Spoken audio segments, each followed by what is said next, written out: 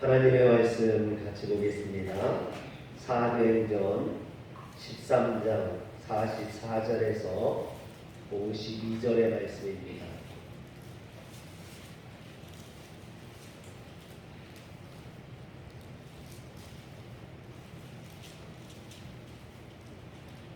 신약성경 211면에 나와 있습니다. 사도행전 13장 44절에서 52절의 말씀을 같이 교독하겠습니다. 그 다음 안식일에는 온 시민이 거의 다 하나님의 말씀을 듣고자 하여 모이니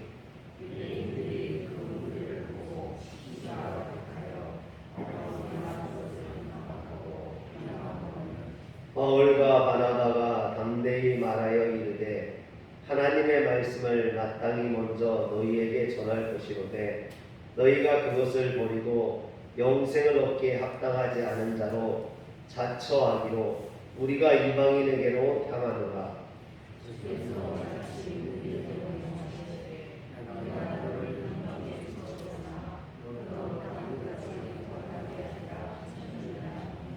이방인들이 듣고 기뻐하여 하나님의 말씀을 찬송하며 영생을 주시기로 작정된 자는 다 믿더라.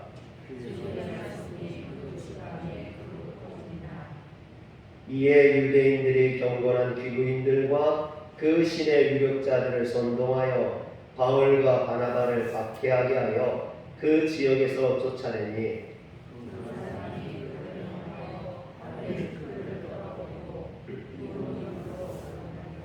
제자들은 기쁨과 성령이 충만하니라. 아멘. 할렐루야. 난생 처음 보는 사도 바울의 설교를 듣고 사람들이 열광을 하는 것을 보고 유대 종교 지도자들은 바울을 시기해서 바울의 말을 반박하고 비방해서 더 이상 유대인 회당에서 설교하지 못하도록 그들을 쫓아냈습니다. 그러나 사도 바울은 유대 종교 지도자들의 핍박을 받았음에도 불구하고 비시디아 안디옥을 떠나지 아니하고 회당 밖에서 헬라인이나 유대인이나 만나는 모든 자들에게 복음을 증거했습니다. 그러므로 인해서 주의 말씀이 그 지방에 두루 퍼지게 되었다라고 성경은 이야기합니다. 그런데 이것에 화가 난 유대 종교 지도자들은 비시디아 안디옥의 경건한 귀부인들과 그 신의 유력자들을 선동하여서 사도 바울과 바나바를 박해했습니다. 두 사람들을 아예 비시디아 안디옥에서 쫓아내버리고 말았습니다. 그러자 바울과 바나바는 하는 수 없이 그곳을 떠나야만 했습니다. 오늘 이제 지도를 보면 이제 파란색이 바울이 1차 전도여행을 떠나는 행로입니다. 안디옥에서 실루기아로 내려가서 배를 타고 구브로 섬으로 가서 실라미와 바브를 거쳐서 버가로 가게 되죠. 그리고 버가에서 비시디아 안디옥으로 가게 됩니다. 그리고 거기에서 쫓겨나서 이고니온으로 가고 이고니온을 거쳐서 루스드라 더베로 가게 되죠. 그리고 다시 거꾸로 돌아오게 되는 1차 전도 여행입니다. 그런데 51절에 보면 두 사람들이 그들을 향하여 발에 티끌을 떨어버리고 이고니온으로 가거늘 그랬어요. 여기서 보면 발에 티끌을 떨어버렸다라는 표현이 나오는데 이것은 유대인의 전통적인 모습이에요. 어떤 모습이냐? 유대인들의 풍속 속에 나타난 자신은 상대와 더 이상 관계가 없다. 너희들은 나와 아무런 관계가 없다 할 때 발에 티끌을 떨어버리는 그런 풍습이 있다라는 거죠. 자신은 상대와 더 이상 관계가 없다. 혹은 상대의 잘못은 자신과 무관하다. 너희들이 구원받지 못하는 것은 내 잘못이 더 이상 아니다. 이런 의미에서 바울은 발에 티끌을 떨어버리고 그곳을 떠나서 이고니온으로 가게 되었던 겁니다. 그리고 바울과 바나바가 이고니온으로 갔죠. 그런데 52절에 보면 제자들은 기쁨과 성령이 충만하니라 그랬어요. 여기에서 제자들은 바울과 바나바를 가리키는 게 아니라 바울과 바나바를 통해서 복음을 듣고 믿게 된 비시디아 안디옥의 사람들을 의미합니다. 즉 비시디아 안디옥의 사람들은 바울과 바나바를 통해서 복음을 듣고 그들은 예수를 믿는 사람들이 되었던 거죠. 근데 자신들에게 복음을 전해줬던 바울과 바나바가 비시디아 안디옥에서 쫓겨났단 말이에요. 유대인들에 의해서 쫓겨났는데 그것으로 인해서 실망하거나 좌절하거나 낙심하지 아니하고 그들은 계속해서 바울이 쫓겨났음에도 불구하고 성령이 충만했다라는 겁니다. 기쁨과 성령이 그들에게 충만했다는 거죠.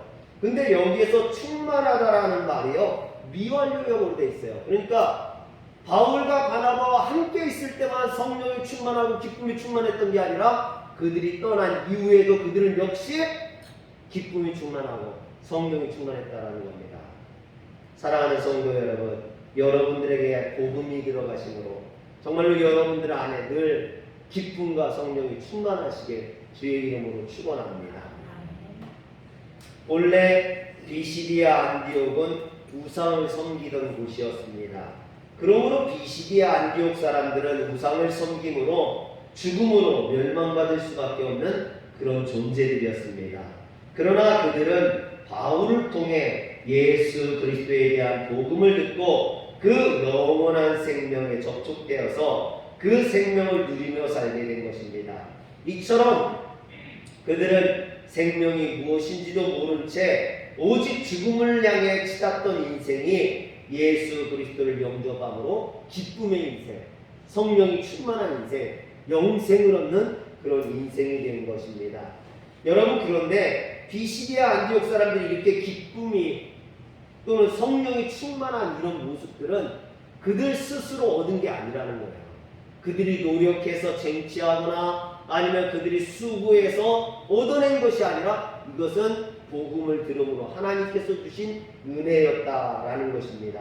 할렐루야. 어쩌다가 요행으로 받은 것이 아니라는 거죠. 이 병든 몸을 이끌고 비시디아 안디옥까지 와서 예수 그리스도의 복음을 전했던 바울의 헌신과 수고가 있었기 때문에 그들이 영생을 얻을 수 있었고 이처럼 기쁨과 성령이 충만할 수 있었던 것입니다. 여러분 한번 생각을 해보세요. 바울 일행이 구브로 섬에서 요 밑에 있는 섬이 구브로 섬입니다. 구브로 섬에서 밤빌리아 버가에 도착했을 때 이때 그들을 수행했던 마가가 힘들다고 예루살렘으로 돌아가 버렸어요. 수행원도 없이 더군다나 바울은 풍토병에 걸려서 더 이상 버거에 있을 수 없어서 이 버거와 기후 조건이 정반대되는 비시디아 안디옥으로 갈 수밖에 없었습니다. 여러분, 그런데 그 길이 쉽지 않아요. 전에도 얘기했던 것처럼 험산줄령 타우루스 산맥을 넘어야 되는 더군다나 200km나 되는 거리를 걸어가야 되는 그런 힘든 여정입니다. 여러분, 병든 몸으로 짐을 들어주는 수행원도 없이 바울과 바나바가 그 어려운 길을 걸어갔다라는 거죠. 그러면 무엇 때문에 그렇게 힘들고 어렵게 고생해서 그곳에 갔느냐라는 겁니다. 그것은 복음을 전하고자 하는 일념, 이 하나 때문인 거죠. 여러분, 그런데 이 이야기를 듣고 어떤 사람은 이렇게 이야기할 수도 있어요.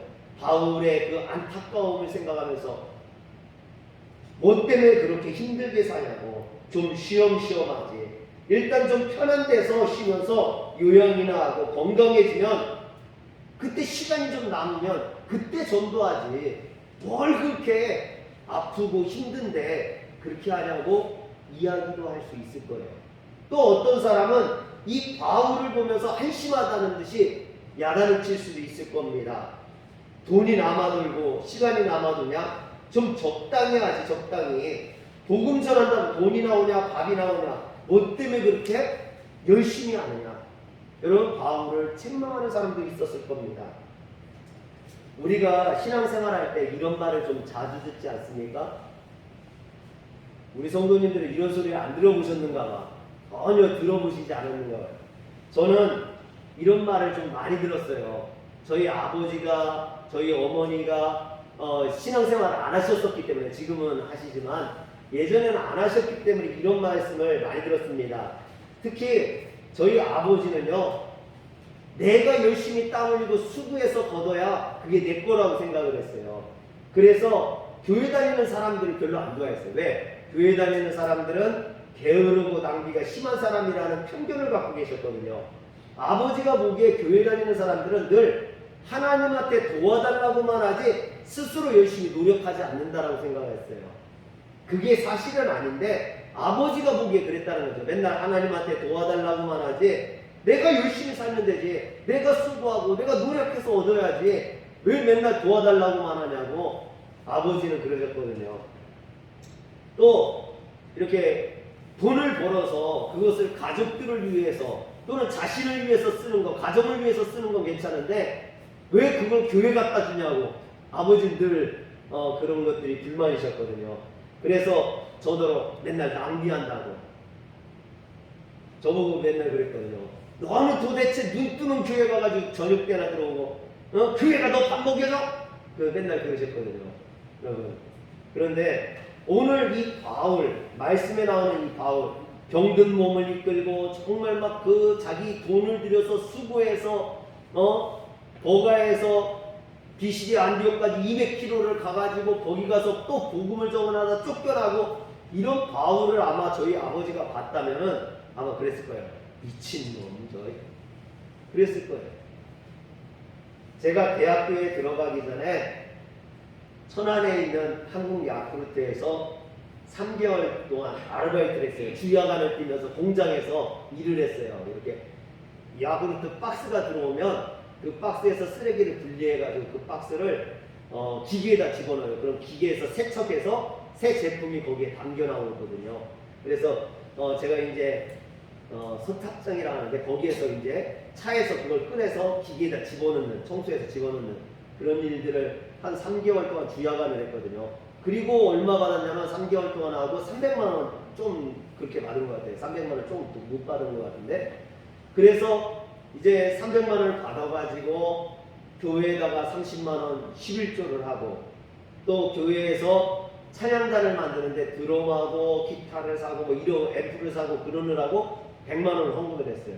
300만 원 받아가지고 30만 원 11조 하고 100만 원 헌금하고 그랬더니 뭐가 남아요? 거기서 이제 어머니 아버지 선물 사고 뭐 그러고 그러니까 그랬더니 저희 아버지가 하는 말이 그런 거예요. 저보고 미친놈 죽으라고 고생해서 겨우 다 교회 갖다 주냐? 저한테 그러시는 거예요.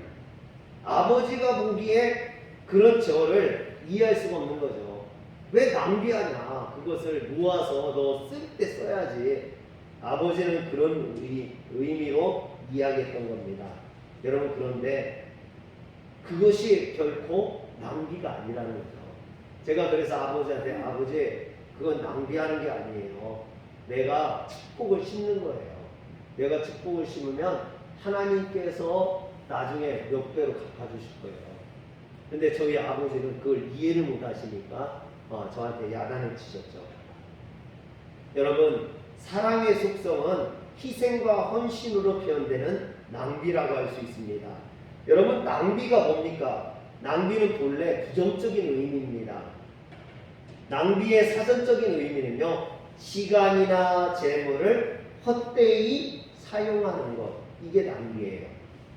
그러나 사랑은 낭비가 아니에요. 그 반대죠. 여러분 사랑하는 사람한테 쓰는 것을 낭비라고 하지 않잖아요. 여러분들의 자녀들에게 쓰는 것을 낭비라고 합니까? 아니죠. 자녀들이 잘 되기를 바라서, 자녀들을 공부시키기 위해서, 자녀들을 위해서 뒷바라지하고, 나는 못 써도 자녀들을 위해서 자녀들이 원하는 건 다 사주고 싶은 게 부모 마음이죠. 그런데 그걸 누가 낭비라고 한다면 아마 여러분들이 이해를 하지 못할 거예요. 그렇지 않다고. 그건 낭비가 아니라고. 자녀를 위한 투자지. 여러분 마찬가지입니다. 사랑하는 사람을 위해서 쓰는 것.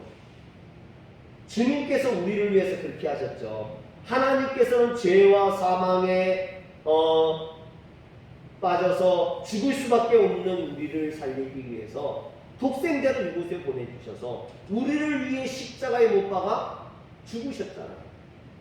예수 그리스도의 생명을 우리를 위해서 쓰셨다라는 거죠. 그것을 보고 낭비라고 이야기한다면 여러분 그건 낭비가 아니라 정말 낭비라고 이야기한다면 그것은 아마 거룩한 낭비라고 말해야 될 겁니다. 굳이 이야기하자면 그 거룩한 낭비로 우리가 구원함을 받았고 기쁨과 성령이 충만한 새 생명을 누릴 수 있는 거죠. 그러므로 이 기쁨과 성령 충만한 삶을 자기 혼자 누리고 살 것이 아니라 오늘 우리도 그 복음을 널리 전하고 다른 사람들도 그 기쁨과 성령의 충만한 삶을 맛볼 수 있게 전해야 될 줄 믿으시길 바랍니다. 그래서 우리는 우리의 시간과 물질을 들여서 복음 전하는 일에, 영혼 구원하는 일에 사용해야 될 줄 믿으시길 바랍니다. 오늘 사도 바울은 이 위대한 진리를 깨닫고 있었기 때문에 그는 자신을 살리기 위해 당신을 낭비해 주신 그 주님의 사랑을 생각해서 보답하기 위해서 일평생 그 사랑의 통로가 되기 위해 자신의 삶을 낭비했던 거죠. 자신의 인생을 허비했던 겁니다. 여러분 그걸 낭비라고 본다면 그렇다는 거예요. 바울이 자신의 인생을 정말 예수를 전하는데 사람들을 구원하는데 썼잖아요. 자신의 일생을. 왜? 그 영혼이 예수를 만나야지만 구원받기 때문이라는 겁니다. 그래서 이 바울이 가는 곳마다 교회가 세워지고 바울이 가는 곳마다 영혼 구원의 역사가 나타났다라는 겁니다. 바울이 죽은 지 2000년이 지났어요. 그럼에도 불구하고 오늘날도 바울의 이름이 우리에게 증거되고 오늘도 바울에 대한 설교가 이루어지는 건 뭡니까? 그가 죽었지만 영원한 생명을 얻었고 그의 길이 구원의 길임을 알기 때문입니다. 사랑하는 성도 여러분, 여러분들에게도 이런 구원의 기쁨이 전해지고 여러분들이 바울과 같이 주님을 위해서 애쓰고 힘쓰는 성도, 주님의 사랑의 통로가 되시길 주의 이름을 축원합니다. 우리가 시간과 물질을 가지고 우리를 위해서만 사용한다면 그게 무슨 덕이 있고 그것에 무슨 기쁨이 있겠습니까? 잠깐 내가 나를 위해서 씀으로 인해서 만족할 수도 있겠죠. 요즘 젊은 사람들은 자기 자신을 위해서 시간을 쓰고 물질을 쓰기 위해서 결혼도 안 하고 애도 안 낳는데 여러분 그것이 젊은 날에 기쁠 수는 있겠죠. 자기 쾌락은 될 수 있겠죠. 그러나 그것이 결코 영원한 기쁨을 주지 못한다라는 거예요. 오늘 우리는 사랑의 통로가 되고 내 사랑하는 사람을 위해서 진정으로 물질을 쓸 때 거기에 기쁨이 있는 거죠. 지난주에 소연이가 밥을 사준다고 해가지고 나갔어요. 그래서 이제 초밥을 사주더라고요. 그래서 기분이 굉장히 좋았어요. 딸이 사주는 뭘 먹어도 기쁘죠. 뭐 그냥 국밥을 사줘도 좋을 텐데 딸이 사주는 밥을 또 처음 나가서 먹었어요. 자기가 아르바이트 한 걸 가지고 늘 제가 소연이한테 너 너무 구두쇠처럼 그렇게 살면 안 된다 그랬거든요. 근데 소연이는 돈을 모으는 게 좋대. 재밌대요. 돈을 자기가 용돈을 아껴서 막 모으는 게 너무 재밌대요. 사야 하면 있는 대로 다 쓰는 걸 좋아해요. 근데 소연이는 모으는 걸 좋아해요. 그래서 너 너무 그렇게 구두쇠처럼 되면 안 돼. 그랬더니 소연이가 자기는 모으는 게 즐겁기는 한데 가족들을 위해서 아빠 엄마를 위해서 쓰는 것은 하나도 안 아까워 그러는 거예요. 여러분 사랑하는 사람을 위해서 쓰는 건 아깝지 않은 거죠. 왜? 그게 귀한 거거든요. 할렐루야. 예전에 제가 온양에서 목회할 때 교회가 좀 어려웠었습니다. 힘들었어요. 그럼에도 불구하고 조금씩이나마 아껴서 매번 선교사님들을 후원하고 지역에 있는 초등학생들 급식비를 지원했어요. 지금은 국가에서 다 지원이 되지만 예전에는 지원이 안 돼서 교회에서 동네에 있는 아이들의 급식비를 지원해줬어요. 어려운 아이들을. 그런데 그 강회를 하는데 사업을 하는 집사님이 그것에 대해서 문제 제기를 하는 거예요. 교회에서 아이들 급식비 지원하고 선교비 나가는 거에 대해서 문제 제기를 하는 겁니다. 자신이 사업가로서 볼 때 교회를 이렇게 운영하는 것은 옳지 않다라는 거예요. 교회 재정에 비해서 교육비와 선교비가 너무 많이 지출되고 있다라는 겁니다. 교회를 부흥시키고 키우기 위해서는 먼저 돈을 모아서 땅을 사고 건물을 지어야 된다라는 거예요. 사업가 입장에서 볼 때 교회가 건물을 먼저 짓고 땅을 사고 이게 중요하지, 도움도 안 되는, 헌금도 안 하는 아이들한테 쓰는 거, 그거 뭐 선교사님한테 보내는 거, 그거 좋지 않다라는 거죠. 중요하지 않다라는 겁니다. 그래서 제가 그분한테 그랬어요. 교회는 사업체가 아니고 교회는 그렇게 운영하면 안 된다고. 교회는 주의 사랑을 나누는 것이고, 사랑을 나눌 때 배가 되고 하나님의 축복이 임하고 부흥이 임하는 거라고 그랬는데 아니라는 거예요. 그래서 한참 실기가 일어났는데 자신이 그래서 교회 재정을 맡아야 되겠대. 교회 재정을. 그런데 또 성도님들이 거기에 동조를 했어요. 그래서 그분이 교회 재정부장이 됐어요. 재정부장. 재정부장이 되니까 선교비 다 끊어버린 거예요. 아이들 급식비 나가는 걸 다 잘라버린 거예요. 교회 행사하려던 걸 행사하지 말래요. 그거 아껴서 교회 줘야 된다고. 그래서 뭐 성경학교도 하지 말라, 수련회도 하지 말라, 다 적금하고 저축하고 돈을 모으는 거죠. 그러니까 여러분 돈은 모였는데 아이들이 다 떨어지는 거예요. 아이들이 저도 그 교회를 그래서 나올 수밖에 없었어요. 제가 꿈꾸는 목회를 못해요. 아무것도 할 수가 없는 거예요. 다 돈 모아야 된다고 돈을 꽉 쥐고 안 움직이니까 어쩔 수 없이 저도 그 교회를 떠났어요. 결국 그 교회가 건물을 짓기는 졌어요. 교회 건물을 졌는데 성도들은 다 떨어지고 말았어요. 여러분, 제가 왜 이런 이야기를 하냐면, 교회는 건물을 짓는다고 세워지는 게 아니라는 거예요. 교회는 땅을 사거나 건물을 짓는다고 세워지는 게 아니라, 교회는 성도들의 사랑과 헌신의 기초 위에 세워지는 거예요. 그리고 누군가의 수고와 헌신으로 교회가 세워지는 거예요. 사랑의 나눔을 가지고 교회가 부흥하는 거예요. 여러분, 이걸 잊어먹으면 안 돼요. 교회는 나누고 베푸는 곳이지, 교회는 모으고 적금하는 곳이 아니에요. 물론 모을 수도 있어야 돼요. 물론 그걸 가지고 더 큰 일에 사용할 수도 있어야 돼요.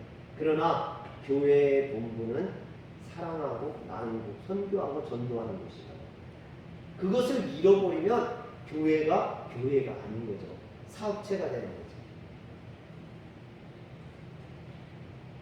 여러분, 초대교회가 가장 이상적인 교회라고 그래요. 그 초대교회의 모습이 사도행전 2장에 나옵니다. 한번 볼까요? 사도행전 2장 43절부터 47절. 사도행전 2장 43절부터 47절을 저하고 한 번씩 교독할게요. 사람마다 두려워하는데 사도들로 말미암아 기사와 표적이 많이 나타나니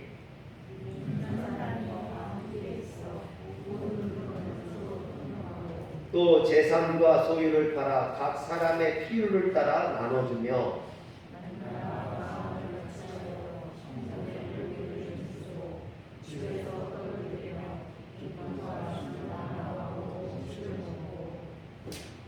하나님을 찬미하며 또 온 백성에게 칭송을 받으니 주께서 구원받는 사람을 날마다 더하게 하시니라. 아멘. 여기 보면 초대교회의 모습이 나와요. 그 모습이 어땠느냐? 다 함께 있어 모든 물건을 서로 통용하고 또 재산과 소유를 팔아 각 사람의 필요에 따라 나눠주며, 이게 초대교회의 모습이라는 거예요. 그랬을 때 47절에 주께서 구원받는 사람을 날마다 더하게 하십니다. 여기에 교회 부흥의 원리가 담겨져 있어요. 사랑하는 성도 여러분, 오늘 우리 성도들이 비시디아 안디옥의 성도들처럼 늘 기쁨과 성령이 충만하기를 주의 이름으로 축원합니다. 또 우리 화려연교회가 초대교회처럼 주님이 기뻐하시는 교회가 되기를 소원합니다. 그러기 위해서는 사랑의 통로가 되어야 된다는 거예요. 서로 나눌 수 있는, 내 것을 서로 나눠서 우리 함께 할 수 있는 이런 사랑과 헌신, 바울의 사랑과 헌신, 희생, 그것이 비시디아 안디옥 성도들을 기쁨과 성령이 충만하게 했고 비시디아 안디옥의 교회를 세우게 되었습니다. 오늘 이 교회도 분명히 우리 성도님들의, 우리 장로님들의 헌신과 수고가 있었기 때문에 세워진 교회입니다. 이 교회가 계속해서 유지되고 이 지역사회의 영혼들을 구원하기 위해서는 또 누군가의 수고와 헌신이 반드시 있어야 되는 줄 믿으시기를 바랍니다. 기도하겠습니다. 전능하신 하나님, 오늘 우리가 기쁨과 성령이 충만하기를 원합니다. 그래서 주님의 통로가 되어서, 사랑의 통로가 되어서 주의 사랑을 나만 갖고 기뻐하는 것이 아니라 아직도 주님을 알지 못하는 사람들, 미움과 증오 속에서 살고 또 분노와 화 가운데 살고 어떤 사람들은 실족과 낭만 가운데 사는데 그들에게도 주님이 주시는 이 기쁨과 성령을 충만케 하여 주시옵소서. 오늘 우리가 그런 주님의 통로가 되기를 소원하며 우리 주 예수님의 이름으로 기도합니다. 아멘.